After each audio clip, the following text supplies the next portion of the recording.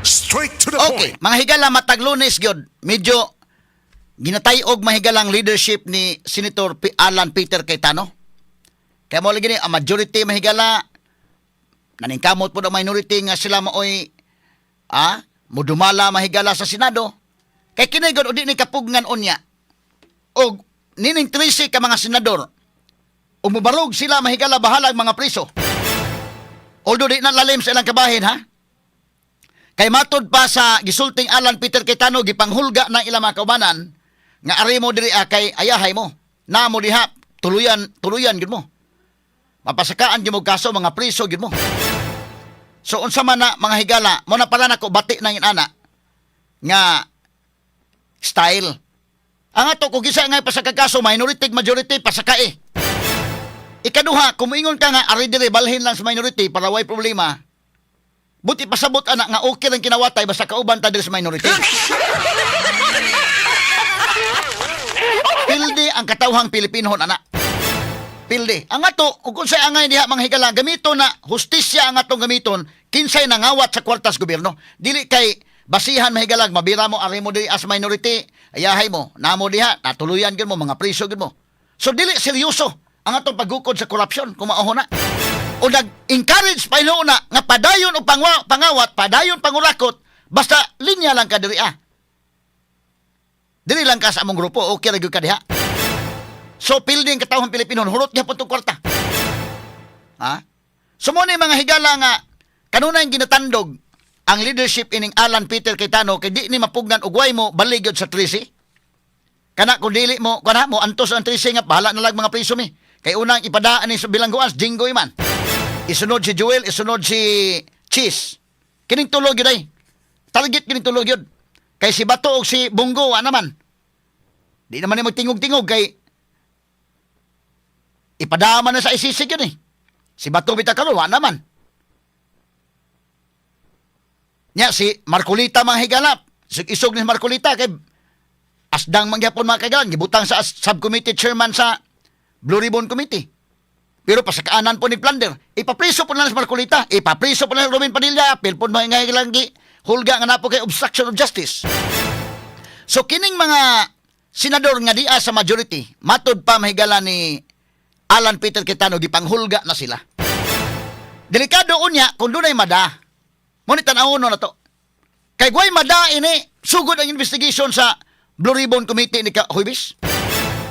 Pero kung ma-change ang leadership, medyo mingaw ang Blue Ribbon Committee mga sukit ng paminaw. Labi pag ibalik ni Lacson, diwa na. Wa na investigasyon.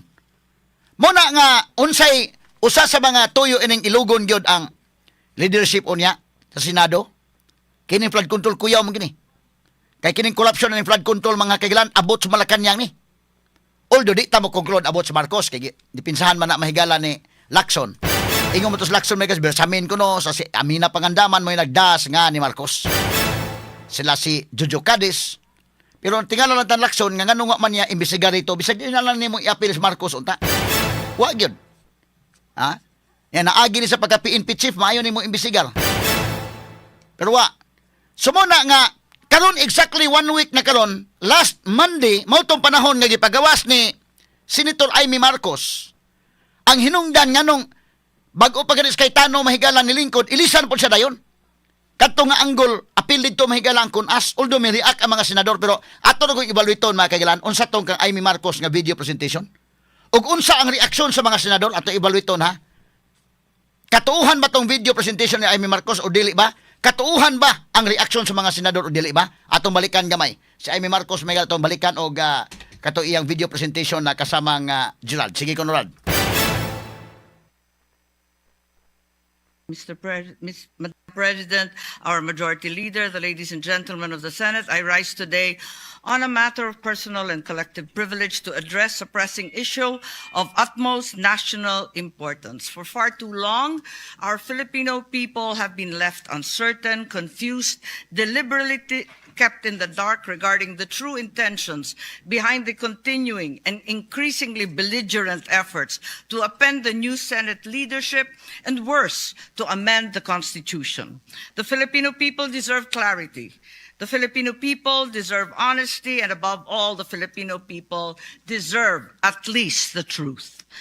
Madam President, today I will not rely solely on my own words. I will present before this chamber a short video containing documentation, footage, and statements directly connected to the ongoing efforts toward term extension and charter change. With your permission, therefore, may we now direct the technical team to play the video presentation. Sa Senado. May I be allowed to humbly move to declare all seats vacant, Mr. President? With 13 affirmative votes, 10 negative votes, and 1 abstention, the positions in all the positions in the Senate is hereby declared vacant. Bakit ito nilusog?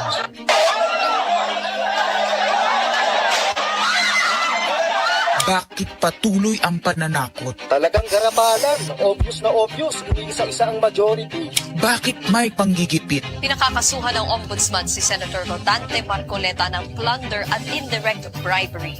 Bakit may pambabaluktot ng kwento? Nililito nila ang publiko. Ang kainan ay naganap alas 4 ng hapon. Ang barilan alas 7. Pinagmamalaki nilang may nangangusta. Si Camille Villar ang unang nag-update. Saka sila nagsi-reply. Last convo, 4 p.m. Next chat, 10 p.m. Bakit may demolition job? Bakit may pait? Bakit hindi matanggap? Napakaraming bakit. At narito ang mga sagot. Pero bago ang katotohanan, wasakin muna natin ang kasinungalingan. I, Alan Peter Shram Cayetano, having been elected to the position of Senate President, Hindi nagpalit ng liderato para sa impeachment. Hindi totoong pinapakalat ng mga nabulaga. Ito this time, medyo nagkabulagan. Ang impeachment ay labanan ng numero. Hindi ang mga Duterte aligned ang dapat mangamba, kundi ang mga sa umpisa pa lang ay may hatol na. Ang sinasabi, sir, ng ibang mga kritiko, itong Senate leadership shake-up ay tungkol lang daw sa impeachment. Lahat na i-connect. As I told you, may 12 kami. Si Bato is 13. So kahit nawala naman siya, ang pinag-uusapan dito is whether or not you will be able to get 16 votes. Hindi siya ang pagmumulan ng 16 votes. Wala siya doon eh. 12 kami. Bakit kami magkuku? May 12 na kami kung ang pinag-uusapan lang natin eh, impeachment. Actually, 9 lang ang kailangan para ma-dismiss. Yes, 12 kami. So it's more than the required votes. But that's not the point. Ang ano kasi pinipilit nilang i-connect doon. Kaya ako natatawa. Where is the connection there? Gusto pang ipa-inhibit ang mga tinatawag nilang Duterte-aligned senators. Nananawagan pa ng partial kuno at pagiging patas. Pero sa publiko, may mga pahayag na hindi makakatakas. While VP Sara is in power, the threat of a full-blown Duterte comeback is still a very real and present danger. Bakit ganito ang desperasyon? Bakit hindi maikubli ang gigil? Okay, pause dong. Pause dong. So, kini presentation ni Amy Marcos, nga doon na naging mga bias daan. Ibutantas Risa Mahigala, public and insulting, nga dili pwede ang Duterte comeback. So, kini mga senator judges, doon na yung mga biases. Kaya ato lang da ang analysis, ha? Klaro nung yan, i-convicto good si Sara nga, klaro convicto Risa. Bam, Kiko, Lacson, Soto. Kanang 5, sigurado na mo-convicto na gina. Pero doon na po mahigalay, maabsiltong Sara. Kaya wa ni ingon niya plangka-plangka, Bungo, Bato, Marcolita, Ruben Padilla, Astanis Aimee, malagmit, absilto Sara, ana. Kanang uban mahigala, subject pa binirahay ng uban. Ha? So muna yung presentation, atong padayon mahigala. Kita naman mo ani, but ato lang yung padayon, anon nga ato mahigala ma-evaluate kining maong presentation. Go ahead, Gerald. I move to endorse to the Senate the resolution setting forth the articles of impeachment. Narito ang pagsisiwala. Noong April 22 sa Soler, nagkita si Tito Soto at House Speaker D para pag-usapan kung ano ang papakialaman sa 1987 Constitution habang nakaupo si Bongbong Marcos. Kasama ni House Speaker D ay si South Cotabato Congressman Ferdinand Hernandez. Kasama ni Soto ay ang dating Senate Secretary na si Mark Mendoza. CONAS ang gusto nilang mode ng charter change. Muling sinusulong sa Kamara ang charter change o pag-amyenda sa konstitusyon sa pamamagitan ng Constitutional Convention. Is something big brewing inside the government to claims of a possible no election scenario. Ang pag-aamyenda ng konstitusyon sa pamamagitan ng constituent assembly. Okay, so gamay lang kay mga kagilaan. Dili na siya kunday. Senate, wala naman sa Senate to, gipapasan sa Senate. Okay, so doon na mahigalay warning na to dire, gamay lang nga di na lang kuno ipakuan ni. Sige, way problema. Basta at least yung mga tao kay bawo mga tao mga kagilaan aning sitwasyon na. Okay, so strike out na ni sa Senate nga record niya, gi-move ni Mig Subiri mga kagilaan. Kining pag wagtang ini mga higala sa record sa Senate. But ang katong mga nakakuan, kita naman mo aning nga video, okay lang. No, total na katong mga tao mahigala kita naman. Ihunong lang na dong. Kay basig mga kwanta dong. Sige Rald, ihunong lang na Rald. Sige. Ato lang i-follow mga sugiting paminaw no. Kay sige lang, it's okay, no. Arita mahigala unsa may nahitabo. Kada maong video mahigala medyo sensitive kay na video ha. Ang gibutyag mahigalang ay mi Marcos nga dunay charter change, pinaagi og CONAS. Mao na sa ka-mode mahigala nga mausab ang Constitution under Article 17 sa atong 1987 Constitution. Straight to the point. So unsa may mga reaksyones? Ni-react mahigala ang mga senador nga dili na tinuod. Pero katuuhan ba ning maong reaksyon sa mga senador o dili? Mo ni dako na pod nga tan-awon. Kay ato example ha. Nindot katong pag-react sa mga senador nga promise sila nga dili mi mo support o do na man gani mga kaygala ay ipahigayon nga charter change. Di mi mo support. Pero ang ato ni makatuo ba ta nila o dili ba? Dako pa ng question. Kanyo, usa sa mga nipadayag nga never kuno mahigala nga naghisgot sila ning chatcha og never sa mo support si former Senate President Tito Soto. Siya mismo mahigala may ni-react. Ato paminaw si Tito Soto day kini dili man ni kwan. Okay na ni siya tungod kay apil man sa record sa Senate. Kadto namang video presentation ang gi stricken off from the record of the Senate. Although na mga nakakuha niadto. Doon na yung mga nakakuha to. But ayos na dong. Step by step, Lald. Katong usa sa Lald.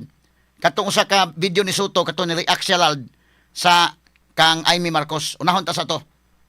Katong dito sa hawanan sa Senado ba dong? Okay. Sige, atong paminawon may galas Tito Soto. Human sa video presentation ni Amy Marcos, mao ni ang reaksyon ni Tito Soto. Okay, go ahead. First of all, the presentation, or what we call the editorial video that we witnessed, yes. I would like to take exception of my being mentioned there. Parang lumalabas na parang lahat ng narinig nila or nakipag-meeting sa akin ang speaker o kung sino pa, parang pumayag ako. Sana tinanong nila yung source nila, pumayag ba ako? Yung mga binabanggit na idea, I did not even mention it to any member of the Senate. Tungkol doon sa mga ideas of, let's say, a regional Senate and all that. Ito mga idea ng mga tao to eh. Di ba? Kung nakikinig ka, narinig mo yung idea, ikaw ba'y sumang-ayon na? Dahil narinig mo? For example, in my case, I have never been in favor of charter change. Never. Pause. From the day I... Pause ha? Okay. I have never been in favor of chatcha day. Muna isulti. So dili gyud ko uyon anang charter change. Muna yang giingon ha? Timan ana to nang gisulting Soto. Muna ko giingon. Katuuhan ba ni Soto o dili ba? Pwede mo rewind nimo gamay dong Rald. Nya na play dayon. Kato yun sa I have never been. Sige. Okay. Play. Chacha.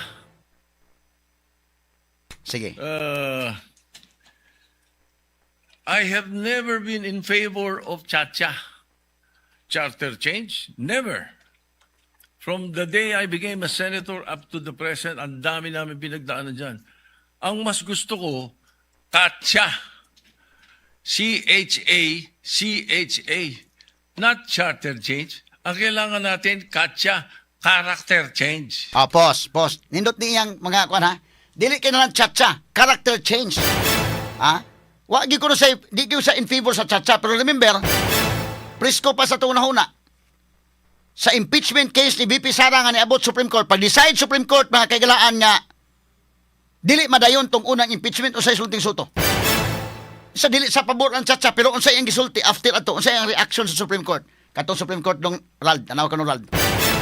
Katong usa Rald, katong usa ka video. Ta aron matandi na to kani. Sige, play ko no dong nya audio. Maghihintay tayo decades. Bakit? Palitan na natin konstitusyon. Baguhin na natin. Pagka ganyan, pagkatapos, marahil yung Constituent Assembly makakagalaw dyan para or maghihintay tayo decades. Bakit? Kailangan ma-retire na muna itong mga Supreme Court Justices na to para magbago kaisipan. Kasi unanimous, wala man lang dissenting opinion, wala man lang opinion otherwise na meron sinabi na ganito, kaya ako bumoto, explanation, wala man lang eh. So, nakakapagtaka eh. Baka nga... Okay, pause. Kita mo sa ikaw na isuto, bantayan ha. Ingon sa pag dito sa wanas ko, never ko na nga naa sa iyang idea ng charter change. Pero human mga higala sa pagdesisyon Supreme Court, ingon sa dapat ang iyan ng usbon ng konstitusyon. So ang iyang mga pamahayag mismo na bangga. Ang iyang pamahayag mo na itong yun, katuhan ba ng tawhana o dili ba? Ang ubang mga senador, nga ingon may kalangan dili ni ana, kutob lagi tas panghinaot. Muna kuyaw kung ilisan ang liderato sa Senado, basig diretso na. Gawas may gala sa Senate Blue Ribbon Committee, gawas impeachment, basig diretso na taanis kun as. So, I hope mga higala nga kinito mga senador mo barog sila unsay angayan. I hope. Ay kini soto daan minsan, dili ko no. I have never been mamaya giingon. Pero kaniya, inumdum mo, dili na to mga kalimtan ha, nga human sa decision Supreme Court, siya mismo mamiingon, angayan na. Kaya nasuko siya sa decision Supreme Court. Straight to the point. Okay, mo ni mga higala ha. Ang ubang mga senador katong pamahayag, katong video presentation ni Amy Marcos. Kung imong i-analyze, nang react ang mga senador, dili sila uyon kuno Chacha. Nindot. At least nakuha ni Amy iyang gibulabog ang plano nga usbon ang konstitusyon og nang react ang mga senador. Ay kuya ho ning kalakihag i-extension ang terminong Marcos, di na manaog mahigala kalisod. Di na ta mo follow konstitusyon ng kalakiha lisod na sana. So nang react ang mga senador, nakuha, mayang gibulabog to, aron makasaad ang mga senador nga di sa mo uyon, di sa mo support sa charter change. Pero mo lagi na, di pa ta makahingpit og tuog yun. Kaya si Tito Soto ba ningon siya nga, never. Sa never nga miingon man siya atong pagkasuko niya mahigala Supreme Court, nga angaya na ang Chacha. So muna nga, ang ato, kutob lagi ta mahigala sa mga panghinaot, ang mga senador o timanan, nga ni Saad, nga di sa mo support sa Chacha. Hinaot punta mahigala. Kutob lagi ta sa panghinaot sa pagkakaroon. Kaya kung example daan si Tito Soto mahigala, ba't klaro itong iya. Dito sa hawanan sa Senado, ningon sa dili, never nga mo support siya. Pero usa ka higayon na ningon siya nga maayo nga mag-Chacha na. Kadali ba sa nalimot ni Tito Soto dahil kung mauhon?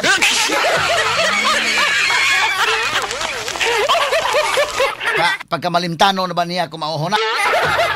Nga last year pa magani sa mahigala miingon nga usbon ang konstitusyon, suko siya. Nganong gibasura sa Supreme Court katong unang impeachment case ang gipasaka batok ni VP Sara. Sa iyang kalagot mahigala sa Supreme Court, ingon siya nga angayan ang usbon ang konstitusyon. Nga kinikaron mahigala last Monday sa never. Dali pa sa niya nalimot kay?